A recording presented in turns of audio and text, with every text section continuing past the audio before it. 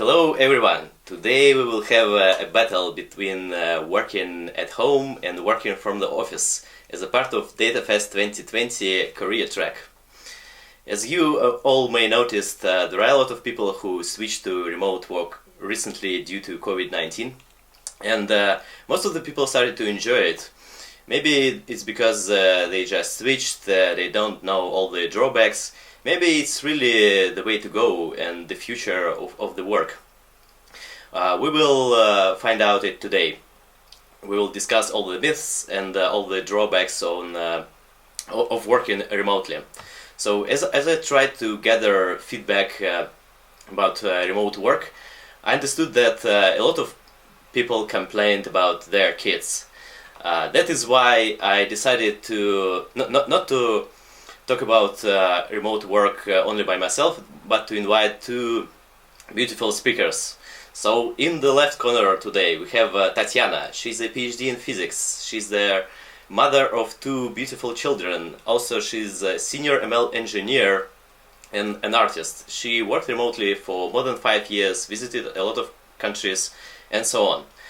And in the right corner we have Mikhail. He is also a PhD in bioinformatics.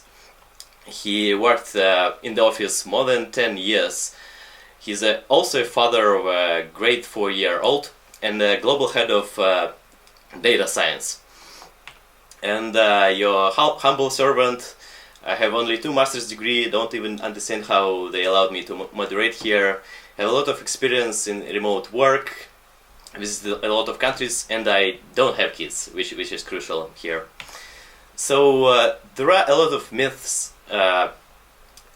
about remote work, and like the common ones that people became too lazy, they are not supervised, they don't work, and this is pretty much summarization of how it feels by our friends, our managers, and so on. So let's dive straight into it and discuss our first topic, which is family. As we all know, during COVID time, the number of divorces increased significantly.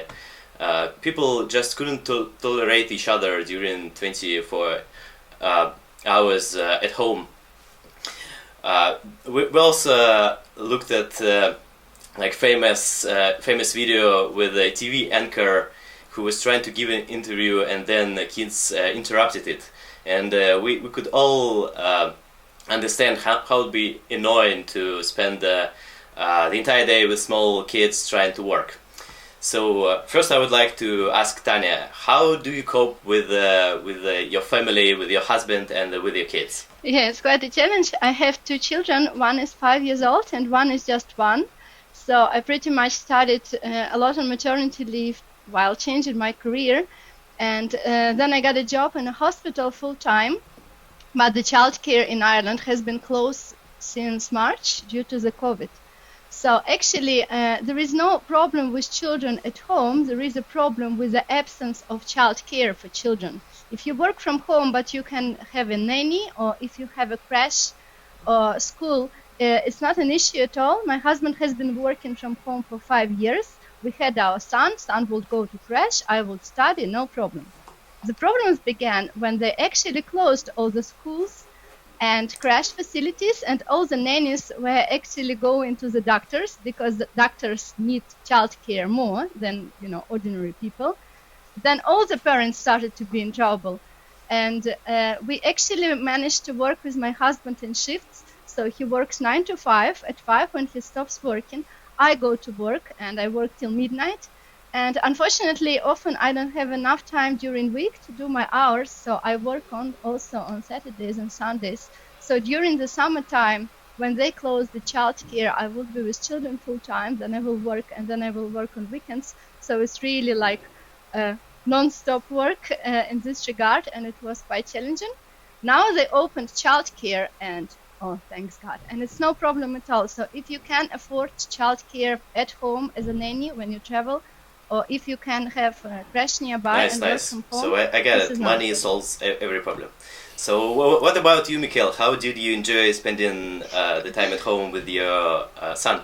So it's actually daughter, right? So And it was quite challenging for us as well, obviously, because kindergarten in Germany also were closed at least for 3 months. And of course, it's not only about the time spent that somebody should look after our daughter, because again, it's the same situation, right? So we also could work in shifts. That was difficult, but it was manageable. But the problem was that our daughter really lacked the communication with her peers. And if she doesn't have enough time to play with her friends, then she becomes really angry, and then that is difficult for everybody. And also, at the peak of the pandemic, not only the kindergarten were closed, but also the playgrounds were closed. And then don't even have a chance to go out with our daughter, and we had to stay inside. That was really challenging. So I agree, when the kindergartens are open again, it's much easier to work from home, but still they don't cover the entire working hours. So in any case, somebody need to pick up the daughter earlier. So okay, and how did you get along with your wife? Oh, pretty good. So she was really supporting. Again, she was working part-time, so it was a common effort, but managed. So we didn't divorce, if you ask on this. That's nice to hear. I think you raised a very important question, which is a lack of interaction, which is also relevant for adults. But we'll talk about it later. So next idea is managers. So in some companies, especially in Russia, some bosses and managers believe that if they don't control what you do, if they don't see you every hour, every minute, then you're probably not working. So again, question for Tanya: how do you manage working without direct interference with your manager? How do you maintain your discipline? So basically, you should be yourself your manager, I believe. And that kind of Russian approach that you need a manager behind the shoulder, actually, it's not that well populated in Europe. So here it's kind of believed that micromanagement is actually a bad thing. And there are a lot of evidence about that employees don't like to be micromanaged, and employees who have more freedom and responsibility and ownership of their project are actually working better. And I totally believe in that. So basically, as a machine learning engineer, I am in charge of this part of the project. I decide what technology to use, how to craft that project, how to communicate to stakeholders, and so on and so on. And because I'm in charge of all that, I actually don't need a manager. And if I need them, I just can, email some question or some issue. But in general, it's not quite common in Europe in general to micromanage and to control what the person is doing every single day. So same I'm doing when I'm supervising a junior. So now I mentor one fresh grad with PhD. Also, I refrain from asking him every day, like, what have you done, and so on. I just give him idea what needs to be done, and then I wait for him coming back to me and with questions, and if he needs my help and mentorship. So I don't believe that actually employees need management. I believe they need ownership for the project. Yeah, I believe this is very reasonable and very mature. On my side, I'm working for a startup founded by Canadians, and they put a lot of trust in me, in my work as well, and promote entrepreneurial skills among all the engineers. So what about you, Mikhail? What kind of boss are you? So I'm also not a big fan of micromanagement because it's not very good for the spirit in the team, but also not good for me. Otherwise, I would spend too much time just controlling what people in our team are doing. But at the same time, of course, when you're working from home, you don't have this connection with your team, and it's not so easy to see what's going on in their life.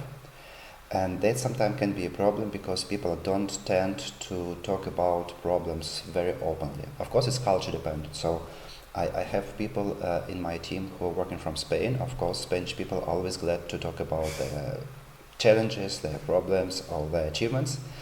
But I also have people in China, and this is a completely different story. And what really helped us, not only in my team but also in the entire organization during the COVID time, is really smart way of communication. So we have set up multiple meetings where we can discuss all the issues which appear on different levels.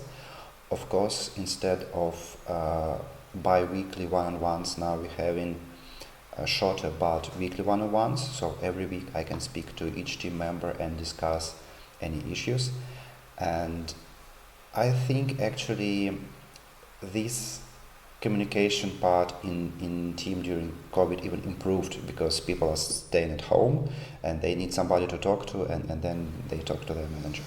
Yeah, I totally agree that communication is the key. As I develop my hard skills, I understand more often that soft skills are even more important. Alright, moving next. So what about discipline? I know, so for me, working from home is like preparing for exams at the university. You tend to be lazy, you spend a lot of time on your home tasks, and your entire day is like working day and leisure day at the same time. So Tanya, do you have some tips on how to be more disciplined? Maybe you start your working day exactly at 9 a.m. every morning, or you put on your working clothes. So do you have some advice on that? Yeah. So basically, according to discipline, it's actually not so much about the work from home thing. It's about the plenty of time thing. So, for instance, a long time ago, like in 2012, I was working in Aston University in the UK, and the university was open 24 hours. So you could go and do experiments in the middle of the night.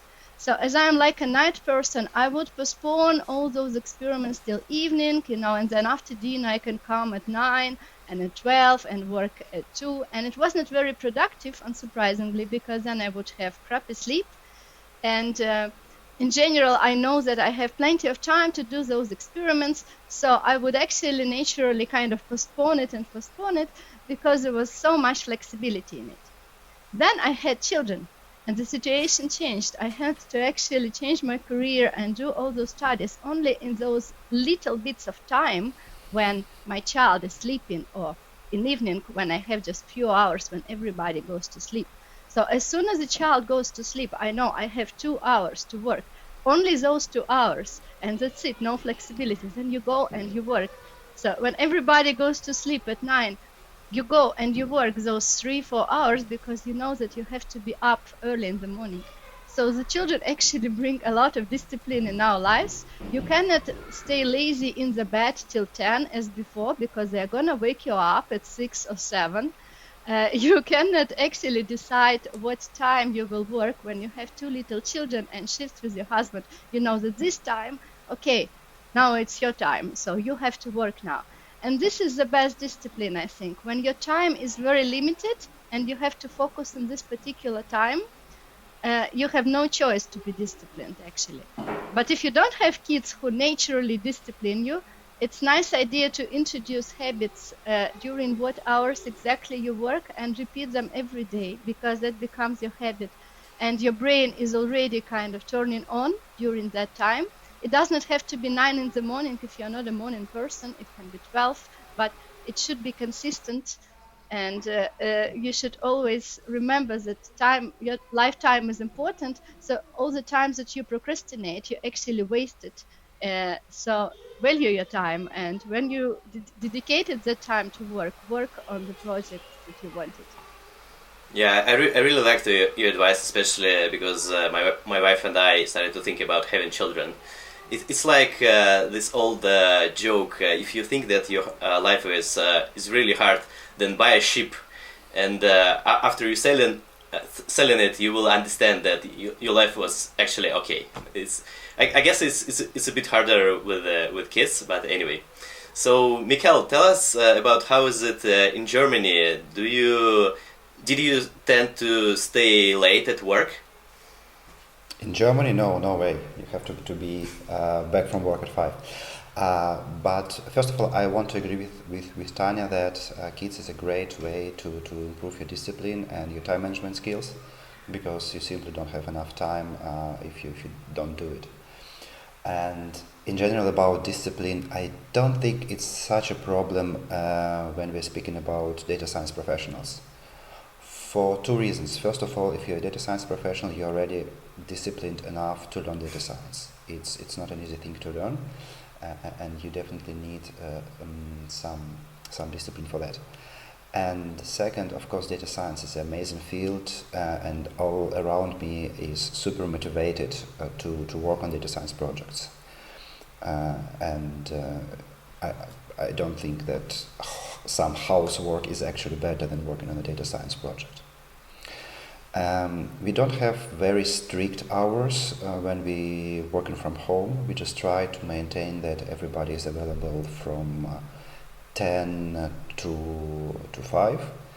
But of course there are some exceptions when you have a very early call with your colleagues in Asia or very late call with colleagues in the States. Yeah, that is well noticed. I also believe that lack of discipline could be a sign of burnout or lack of motivation, and maybe a sign that you need to change your work because being a data scientist is really rewarding.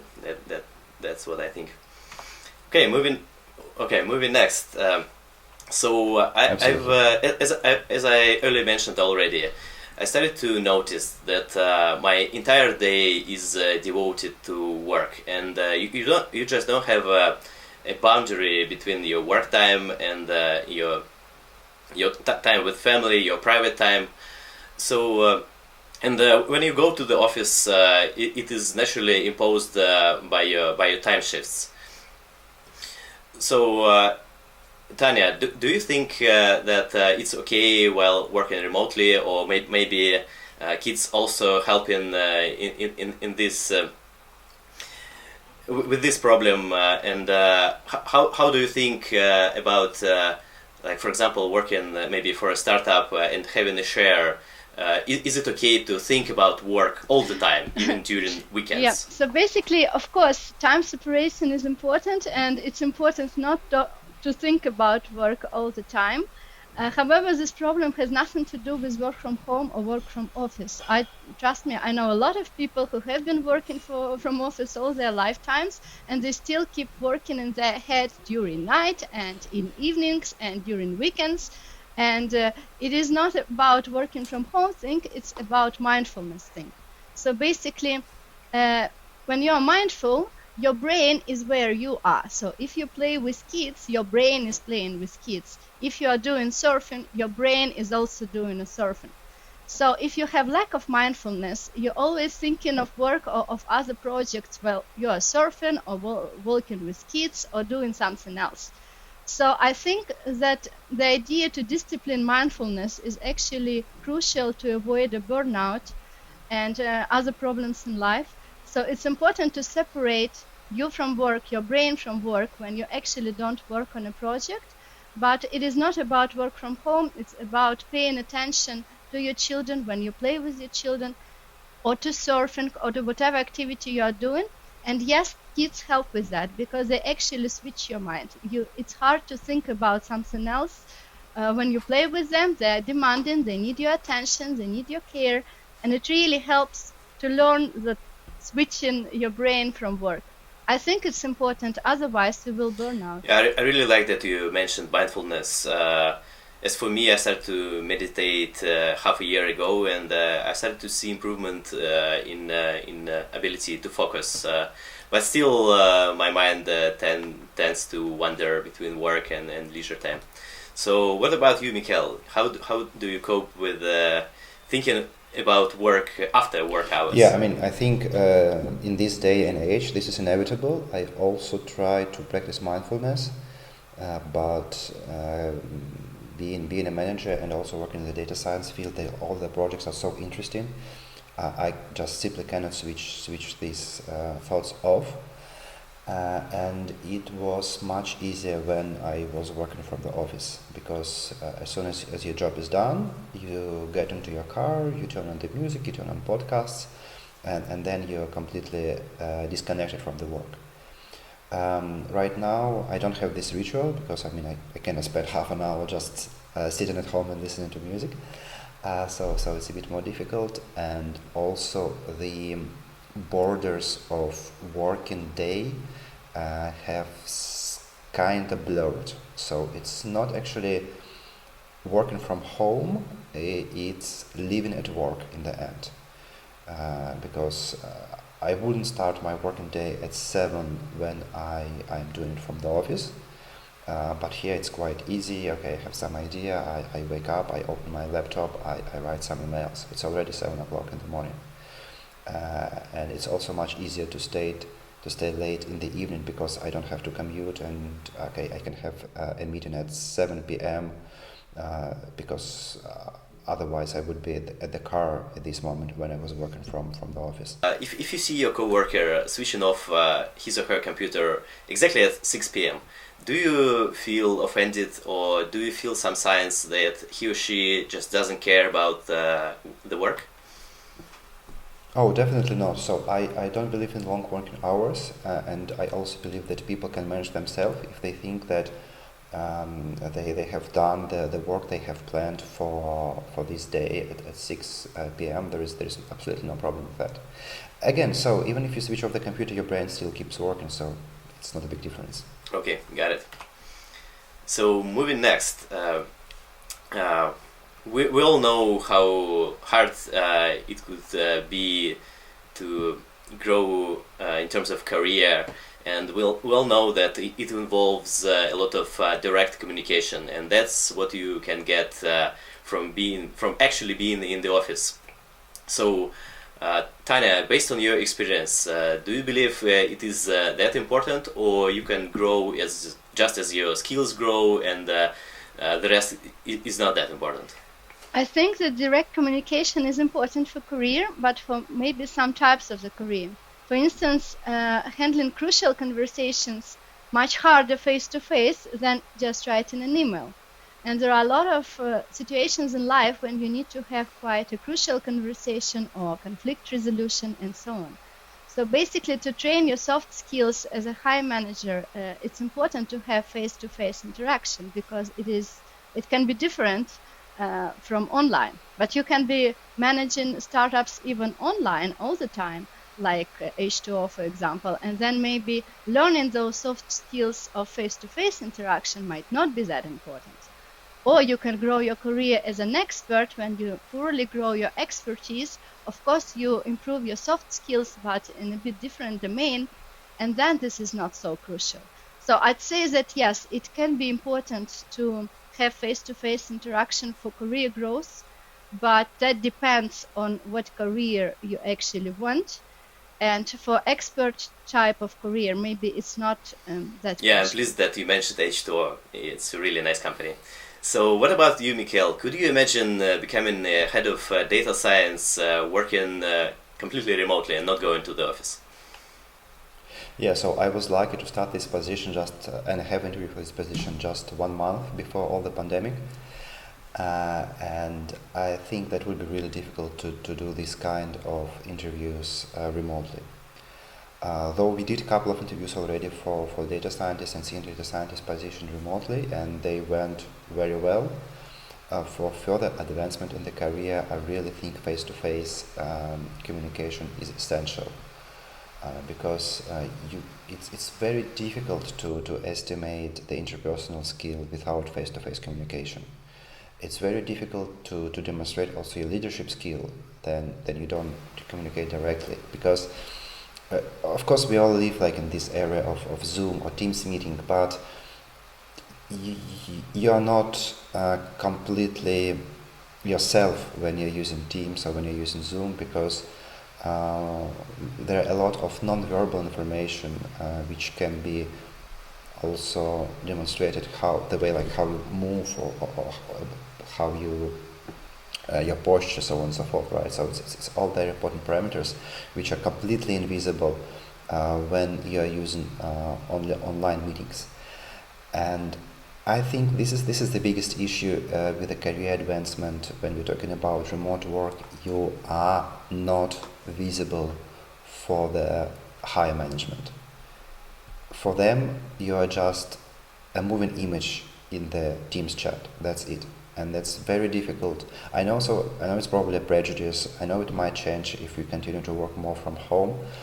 But right now the situation is like this. People don't consider you too seriously if you don't communicate face to face with them.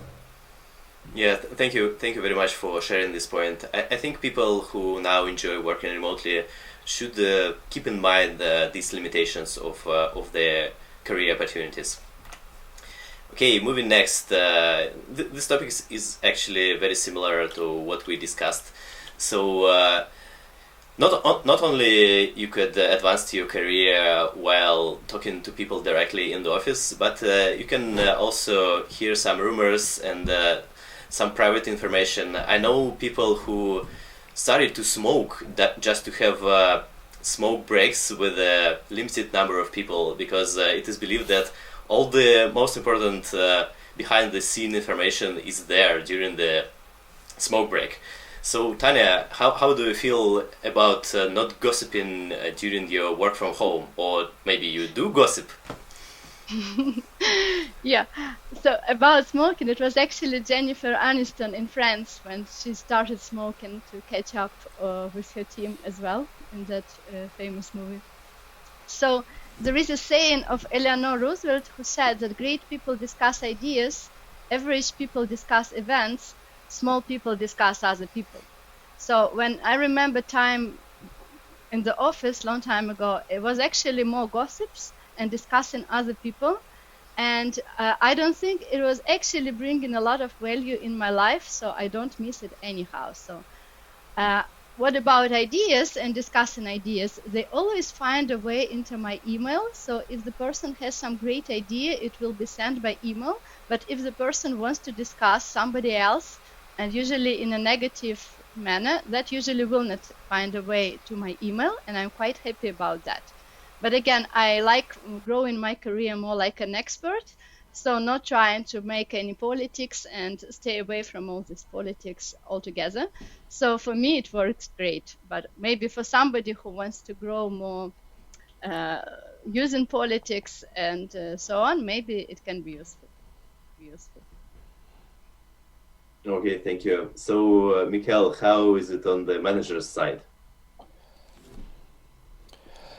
Yeah, it's not about politics. It's actually more about ideas, and this is the thing which I'm missing a lot from working from the home, with the lack of this informal communication over the cup of coffee, because you have a chance to meet somebody in the coffee place who you haven't talked for a while, and you might have just 10-minute informal chat, just discuss your projects, which you wouldn't do otherwise because you work in different divisions or in different functions.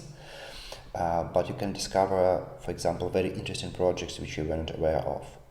And then you can collaborate together and create actually value for the company. I don't think that again, people do a lot of rumors about other people. It's more like rumors about the projects. And it's in big corporations, it might look not as pretty as in the smaller teams. But of course, this is a very important way of communication, which is completely missing when you're working from home. There are some attempts to do so with projects like Random Coffee, but it's still not the same. So you still miss this accidental bumping into people and asking them about their work and discovering what's going on in the company. And you really it decreases your ability to envision what's going on and where you can participate and bring value. Yeah, I definitely agree with that, and I think about it more broadly. For example, for me, the most benefit of living in a large city is direct access to some great specialists, some great people. You can invite a person to drink a cup of coffee, and within half an hour or hour, you can get so much information that you would not be able to get online, even with while chatting through Zoom or Telegram or whatever. So it is important. All right, so moving next to very much similar topic about human interaction. So we know that Zoom meetings are not as fun and as enjoyable as direct human communication. I worked remotely in different countries a lot, and better internet connection introduced this lag. You don't feel comfortable interrupting other people over communicating over Zoom. And like working remotely, I also often feel like separation from the team, some loneliness, which I cannot get because I'm working remotely. So how do you cope with all this stress, Tanya? So yes, the problems exist. So we also travel a lot. My husband also works remotely. So when we travel somewhere, not always you have a good internet, and you often work from the hotel with a poor internet connection. Zoom meetings are not the same as the real meetings, although we're trying to make them more informal as well within the team. We made our special chat, like we have Slack ODS, and we have a special chat for work where you can actually also talk informally. So kind of a team building, remote team building. It helps, but it is not total substitution of that. So considering loneliness and separation, it's easier for me because I have a family. So when you have two children and husband, you have a lot of people in the house all the time, so you don't feel lonely and separated in a way. But yes, the connection within your team is not that great as maybe if we worked together. So we are not making such friends. However, I don't feel lonely and separated as long as I have friends nearby or where I live and with the family. So this gap is actually filled by just not by work but by my personal life.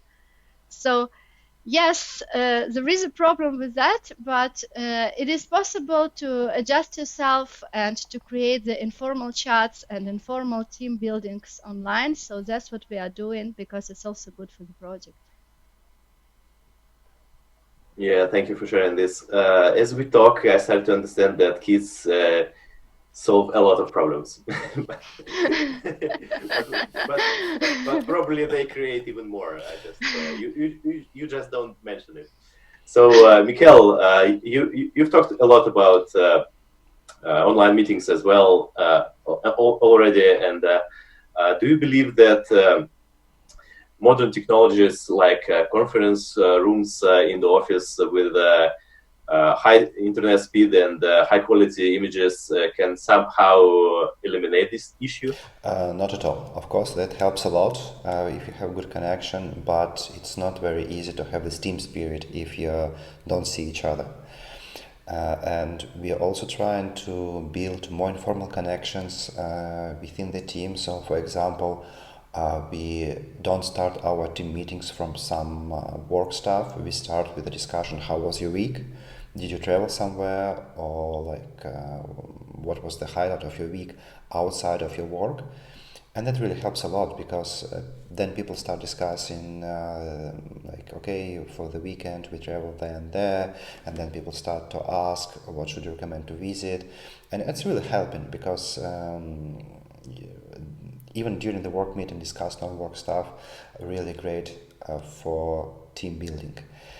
And indeed, the also in my team, I have a couple of complaints about loneliness and separation. So one of my team members actually moved into his girlfriend because he was alone at home, and this also improved his life quality in the end.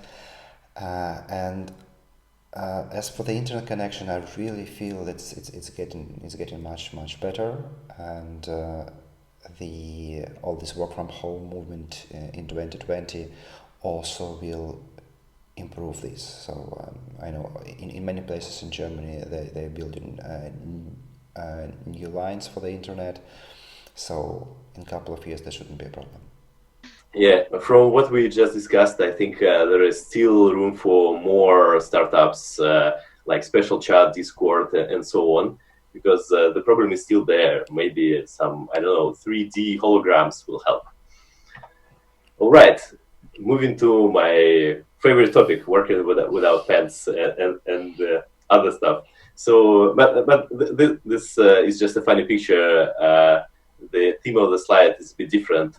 So I heard a lot of complaints that people at their offices are not provided with a proper, I don't know, monitors, tables, chairs, comfortable enough, because like HR department or any other, they just don't have a budget for that.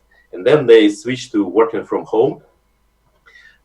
They suddenly were able to allow themselves to enjoy comfortable chairs, and they just paid for all of this themselves. And I did the same. I ordered a table from IKEA, ordered a new monitor. I have 3 now, and this does improve the quality of your working environment.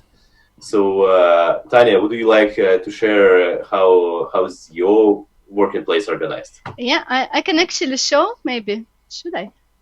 So I have a nice big desk with 2 monitors and a printer, and I have nice shelves from IKEA, and of course a whiteboard. And so the desk is about like almost 2 by 2 meters, so it's huge. And I have a nice big chair, and this is like, because my husband works from home for more than 5 years, so we got it as soon as we got a house. And I also have my other office space for my studio, where I have a nice big desk from IKEA that can be put up and down. So when I work as an artist, I put it up, because you usually paint while standing. And when I work as a data scientist, I put it down and sit. So I'm very comfortable office, and I've been inside some big corporations, and even managers don't have office space of the quality that I have. However, it was not that expensive, so the shelves were from IKEA. It's maybe like 80 a piece. The desk was like 200. The chair also a couple of hundreds. Monitors. So yes, you need to invest in this, but because it's not a temporary solution for us. My husband has been working in this office for 5 years, and now I work because we are doing shifts also in this office. And in my own office, I also spend a lot of time. It is worth to invest a couple of thousand to make a working environment great if this is like a permanent solution, because it does make a difference. Yeah, I totally agree with you, and I can understand why it could be expensive for the employer, because at scale, like for 1,000 employees, even like chair for $10 more becomes really expensive, and if you buy it by yourself, it's still cheap for you. So, Mikhail, what about you? Did you experience some limitations at your working place at the office? No, so of course the office space is much better than my home office because in Germany you have to provide a good office space for your workers by law, and you have to spend a certain amount of money on that. So I had a much better desk than I do now, much better chair. And I also thinking of upgrading all of this in IKEA. I didn't have to buy the new monitor because I just took one from work. But I would say that it's kind of a burden that you have to maintain the separate working room in your home as well, right? So we live in an apartment, we don't live in a home, so we cannot just afford to dedicate the entire room as a working room. So right now I'm working from the guest room. We don't have that much guests because of Corona, so it's kind of balanced. But still, I can see that for many people it can be a challenge. So not everybody has big apartments. So if you live in a 3-room apartment with 2 kids, you simply don't have enough space to put your desk and your laptop and everything, right? And as for the quality of the environment, I think indeed you can just go to IKEA and you can buy whatever you need for your efficient work, and it wouldn't be too expensive. I think 1,000 euro should be enough for your desk and for your chair. Yeah, I agree with you on that. So the desk and the chair could be cheap, but the extra room in your apartment, not everybody could afford that. Also, so it's similar in Russia. Not that many people have large apartments, and if you start to think like you need your room for work, your wife needs, you need a room for maybe 2 children. That's too many rooms to handle and to rent. All right. So let's talk about open space. So I hated open spaces my entire life. I didn't like that they're too noisy, and now it is all changed because of noise canceling headphones. I even wearing one right now, and it helps even at home. But there is other side of this constant disruption, which there are research that it really disrupts your workflow. And as a software engineer or data science, if you communicated with somebody, interacted or answered an email, then you need to spend 10 or maybe 20 minutes to get back to work. And just try imagine having several interactions during the day, and your day work is gone. But there is a positive side as well. For example, in this collaboration between people, it's much easier to get help and to get the information you need by disrupting other people. So, Tanya, what's your attitude towards open space issue? I always have been hating open spaces, period. As well, when I did PhD, it was huge tables, much better than on this image. And still, yes, all these constant disruptions. Also, some people will not actually respect this is the office space, so they will bring some smelly food and eat just next to you, so you have all those smells. Or they can call their mom on Skype loudly, and things like that also happen in open space quite a lot. Well, so yes, I'm not a big fan of open space, especially as now I have quite a large house, so everybody has a working office, plus we have extra 4 rooms besides offices, so it's quite big house. And I can enjoy really my working space, which is well organized and big, and nobody interrupts me. Yes, children can be loud, but I can put Mozart, and I usually lock the door when I work. So I put Mozart, so I don't hear any other sounds, and it helps a lot to concentrate. Yes, there is a lack of informal communication, but I prefer that informal communication somehow arranged in advance, so you know that you go for coffee somewhere. We meet, I work in a hospital which is like 30 miles away, not that far. So we meet from time to time for a coffee in a cafe. We don't go to hospital because they actually treat COVID-19 there, and there was no permission, even though I can hypothetically go to the office because it is a hospital and there is a pandemic. We did not have a permission to actually go and work from the office altogether. So, but we met for a coffee in a cafe with the team, and that was very useful. So in this regard, it's nice to have informal conversations, but I'm not a big fan of being disrupted all the time and so on. So yes, open space sucks. I agree. I like that how you could handle things with a locker, and how you could also handle this informal communication, have some schedule for this.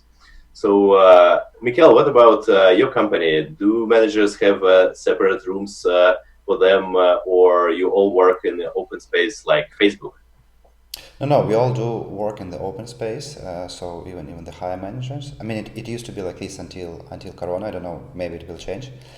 Um, But I am one of these rare people who actually enjoyed working from open office because first of all because of the opportunity to have this informal communication, and also the opportunity to not to work alone, because when you work alone you feel a bit strange. I mean, am I doing the right thing? Maybe I should just, I don't know, do something else and not actually working. And if you work all together, it seems like a team effort. And it was really great to have our data science corner in the big open space. So we were sitting together, all the data scientists from different areas, and it was really great to have sometimes brainstorming to discuss with people who are experts in deep learning, some deep learning ideas, stay closer to the whiteboard, draw some diagrams. It was really a great time and really great experience. And of course, if your office looks like on this picture, it's not so nice because it's not enough space because people sitting too close together. But we had slightly different configuration. I think we were at least 2 meters apart, maybe 2.5 meters, and with noise cancelling headphones and with the right furniture, which also absorbs some of the noise that wasn't that time. Yeah, I guess at the end of the day, it's really a trade-off. There is no solution. So on the one hand, you have a teammate shoulder, collaboration, team spirit, and so on. And on the other hand, you have some analytical work. You don't want to be disturbed. So, yeah. Let's talk about commute. I personally hate commuting because I live in this part of the Moscow where all the traffic jams are. I didn't enjoy commuting by subway because it was overcrowded. But I know some people who enjoy this time because they know they can dedicate themselves, they can read, they can listen to podcasts. They know that this is even surrounded by thousands and thousands of people. They feel like it's their private space. So, Tanya, do you have some substitutions for commuting, or maybe a desire to commute, or you hate it all along? So it depends where you live. The commute quality depends where you live. So of course, if you can cycle along the bay, listening audiobook, like in Ireland, this can be nice. So many people could cycle at work, and it's quite a pleasant ride. Well, maybe in Moscow this is not that feasible. So, but I still believe that I prefer to cycle after work in my time than to cycle to work. Then you go to shower, you have to change, and so on. So basically, there is a difference when you listen to audiobooks or during travel or during cycle at your own will, or when you have to commute every day. And for me, it is actually quite a waste of the time. So one of the reasons why we both work remotely is that my husband works for Dublin. It's about 3 hours drive. From time to time, like once a month, he used to go like for team building and to meet his team. But obviously you cannot drive 3 hours every day back and forward. So, and he listens audiobooks during that time, so he enjoyed that ride, but if it's quite occasional. Commuting every day is really a lot of time waste, and yes, if you can avoid it, it's great, especially in a big city. As for me, it will take me about 40 minutes drive to the hospital. Nice drive, empty roads, audio book or music, but still this is 40 minutes, and then it's 40 minutes back, and then as well you need to find a place at the parking lot. So you are easily losing 2 hours a day every day, and if you multiply it, like it's like 10 hours a week and so on, so you can see how much time you actually dedicate to commute if you work from office. And this is one of the reasons why I chose to work from home, because especially in large cities, it takes too much part of your life. And even if you can feel it with audiobooks and so on, it's not the same as if you decide to cycle on your own and listen to audiobook. Yeah, I'm totally on your side here. There are people in Moscow who travel 2 hours one way, and this is just crazy. So, Mikhail, tell us about your commute and how did you feel when it became like walking from your bedroom to guest room?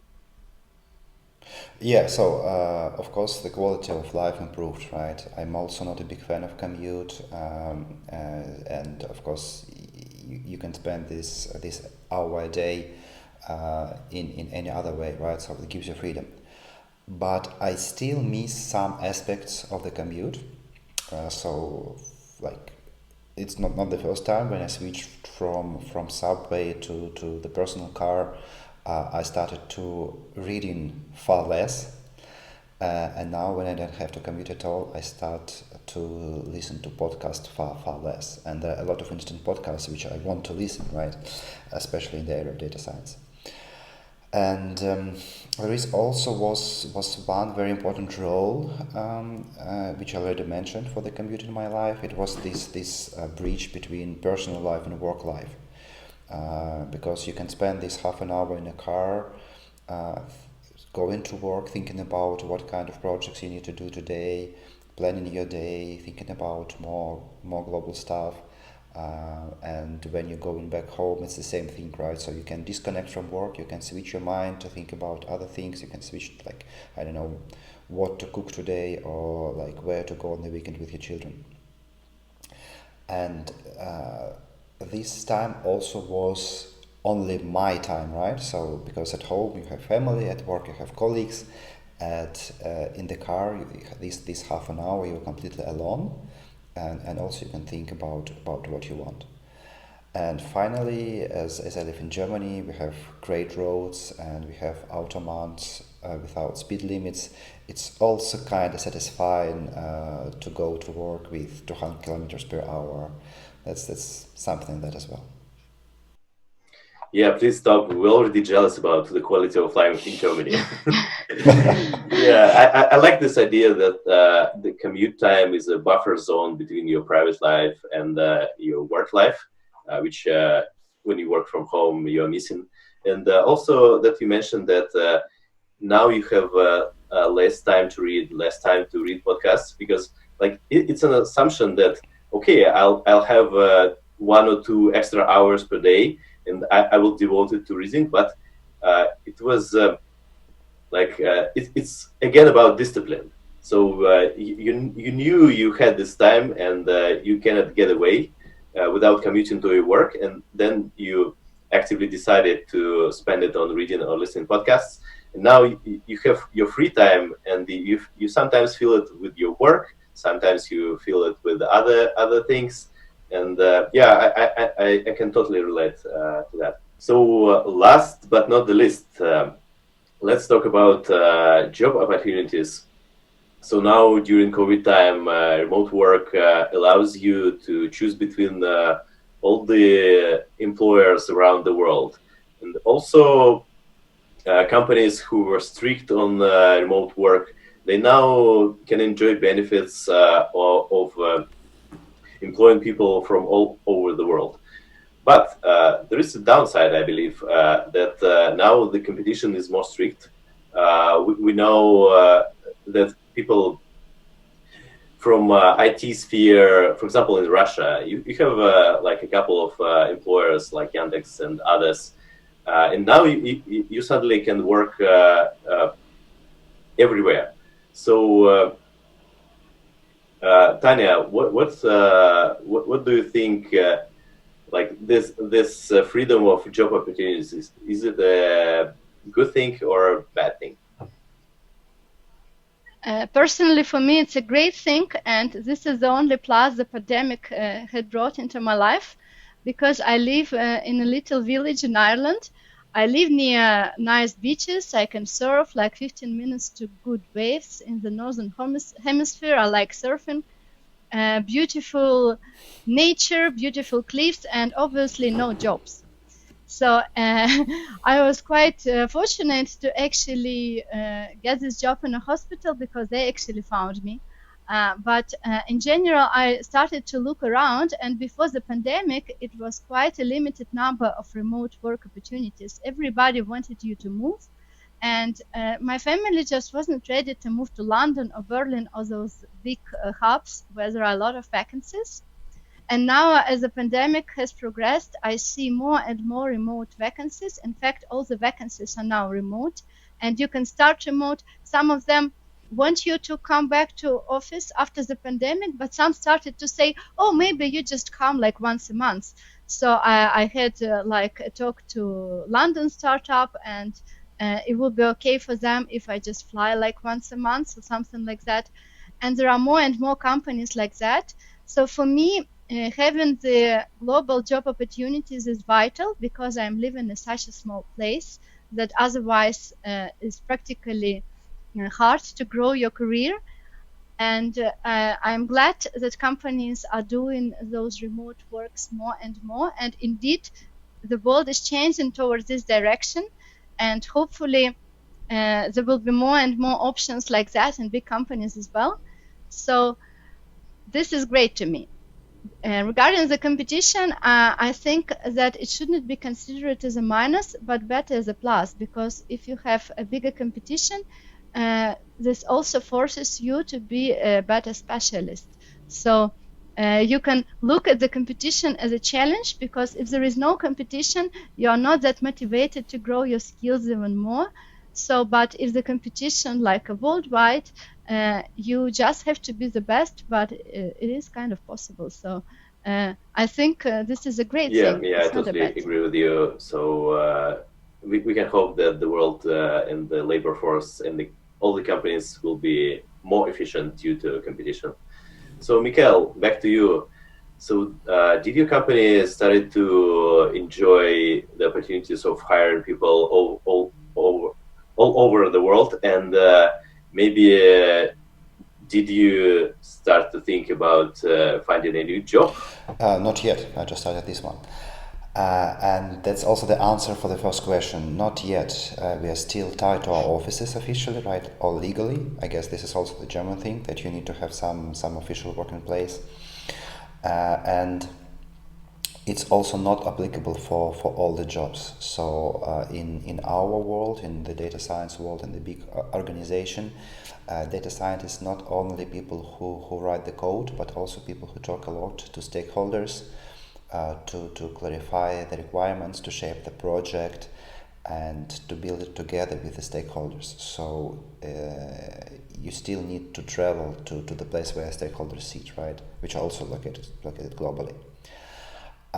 So it's still not a possibility of 100% remote work. At the same time, in general, I think it's, of course, absolutely great that the workforce now really becomes global, especially in the IT sector, and it's really great opportunity to find talents all over the world. And the only thing which is a bit concerning here for me, I think that there would be this further separation between people who talk to stakeholders and people who actually write code, and there is a risk that more and more jobs of the second type would be outsourced to the countries with much less so with more people and less salary, like, so we're talking about India, we're talking about Eastern Europe here, and that create again this disconnection between different parts of the work. Yeah, that's definitely an issue. So to end on a bright note, I would really like to thank our speakers today, Tanya and Mikhail. I really enjoyed our conversation. It wasn't much of a debate, but rather a conversation. I've learned a lot about working in the office, some pros and cons. And I guess we now in the world which changed dramatically, and we'll never get back to what we get used to. And we will, I think we will have this debate, this ongoing debate forever about remote work and office work. And maybe at some point people will switch to some hybrid model and to enjoy benefits of going to the office and directly interacting with their peers, managers, and so on, and building their careers, and also enjoying their time at home with their family and doing their hobbies, being flexible, and so on. Thank you, everybody, for listening, and bye-bye.